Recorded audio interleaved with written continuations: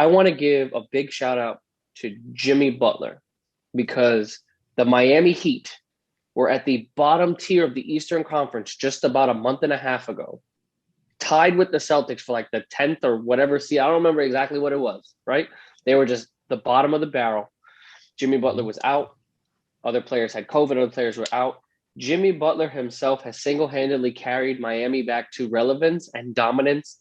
Right now, they're on a pretty big skid. They are on a 4 or 5 game losing streak. Don't get me wrong, but where they were headed is not where they are, and that is solely reliant upon Jimmy Butler's playing style of that no tolerating bullshit, no excuse, play through every second, every single play, and hustle. Jimmy's been showing that since his Chicago days, since his Marquette days, and even in his high school days. So that mentality doesn't really exist anymore. And for Jimmy to not get any recognition, he's not putting up MVP numbers. We know he's not in that upper echelon of Nikola Jokic, Joel Embiid, and that's fine. He doesn't need to be, because what he brings to the table is a whole different mentality. When he's on a team, he brings that grit, that chip on his shoulder, and that mentality of I'm coming to get you. I don't care who you are. And that showed in the finals. The Heat were in a lot of those games in the finals.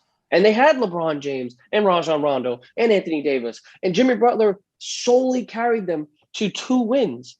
He had a triple-double in 2 of those games. So if anybody deserves actual MVP talk, MVP credit, somebody to actually pay attention to that isn't putting up the best numbers in the world, I think Jimmy Butler deserves at least a vote, man. Because the Miami Heat were hot garbage before Jimmy Butler got back from that injury. And man, since he's got to Miami, he's completely changed the culture. In a lot of ways, Jimmy kind of reminds me of Kobe as far as like mentality goes.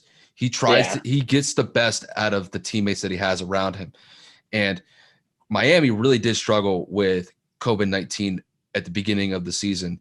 Now that they have now that all these guys are back, they're back in the groove of things.